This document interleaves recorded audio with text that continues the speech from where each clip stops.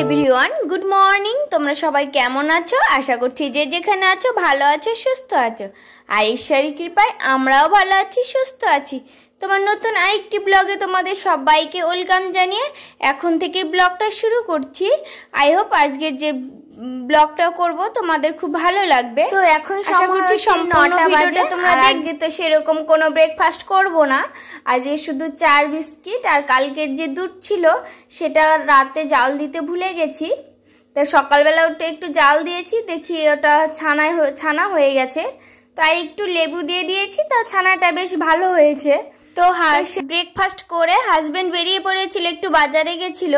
আর এই যে ছোট ছোট মাছ যদি সকালবেলায় একটু দূরে যেতে হয় তাহলে ছোট মাছ মানে দেশি মাছ পাওয়া যায়, না হলে সেই এখানকার শুধু রুই আর রুই, তাছাড়া অন্য কোনো মাছ আনে না।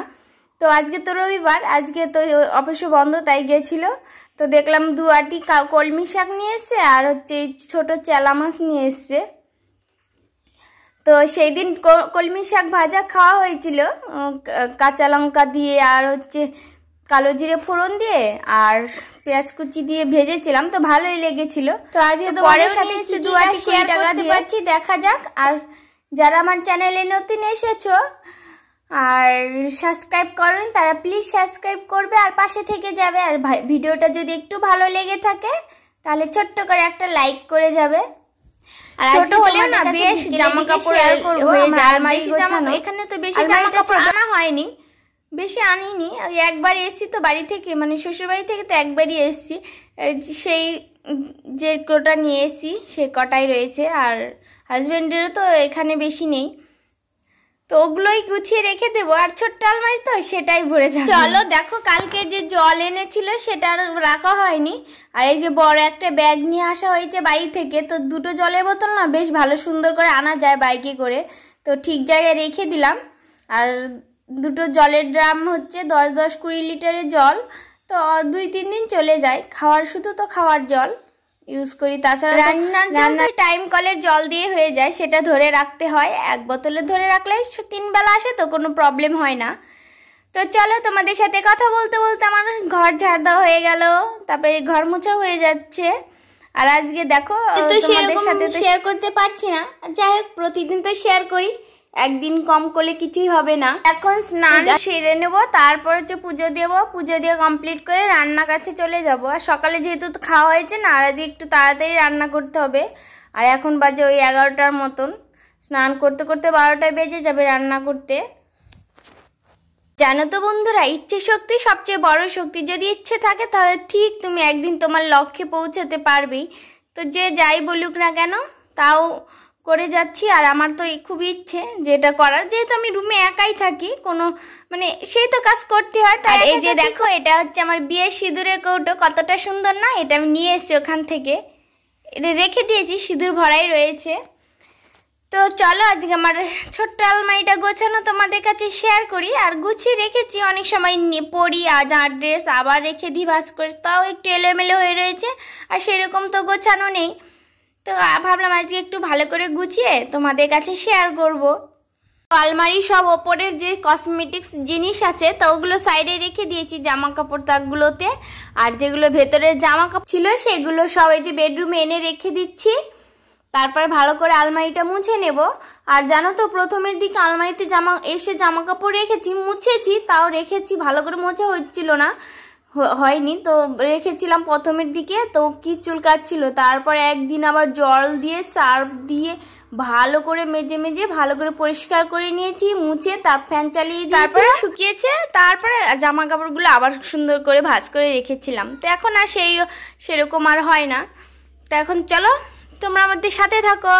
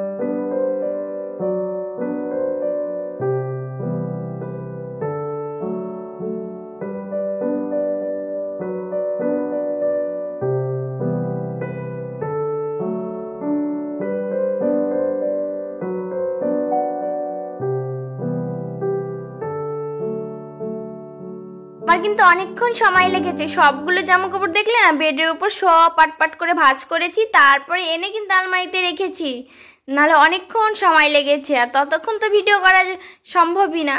তো আস্তে আস্তে ভাঁজ করেছি। আর এখানে তো আয়রন আনিনি, তো এমনিতে হাত দিয়ে পাট পাট করে ভাঁজ করে সুন্দর করে রেখে দিয়েছি, তারপরে এনে এখানে এসে একসঙ্গে রেখে দিলাম। তার যে এগুলো এখন ঠিক জায়গা মতন রেখে দিচ্ছি। তো আমার আলমারিটা কেমন হয়েছে তো সবাই কমেন্টস করে জানিও। আর আমার এই রুমে তো সেরকম কিছু নেই, শুধু এই আলমারি আর যেটা দেওয়াল সেটা আলমারি আছে, ওখানে আর জামা কাপড় রাখতে ইচ্ছে করে না, কারণ সাইডে সেই পট্টিগুলো উঠে আসে, সাদা সাদা জামা কাপড়ে মেখে যায়। তো ওখানে অন্যান্য কিছু রেখে দিয়েছি, মানে বাদ বাকি সব কিছু ব্যাগ ট্যাগ রেখে দিই ওখানে। আর এই যে চলো পেপার দিয়ে একটু কালার করে নিচ্ছি। আর সব একঘেয়ে হয়ে গেছে না, সাদা সাদাই হয়ে গেছে সব, তার জন্য ফুটতে চাইছে না। তো ভাবলাম একটু আলমারির সামনেটা পেপার দিয়ে লাগিয়ে নিই। তো লাগাতে লাগাতে একটু লাগিয়েছি, তারপরে দেখি আঠাই শেষ হয়ে গেছে, আর অনেকটা আঠা ইউজ করা হয়েছে না। এদিকে পেপারগুলো লাগিয়েছি, তারপর হচ্ছে ফুলগুলো বানিয়েছি না, অনেকটাই আঠা লেগে গেছে। তো হাজব্যান্ডকে বললাম আরেকটা আঠা নিয়ে আসবা। তো সবাইকে টাটা, বাই বাই। কেমন হয়েছে আলমারিটা গোছানো কমেন্টস করে জানিও। দেখা হচ্ছে নেক্সট ব্লগে।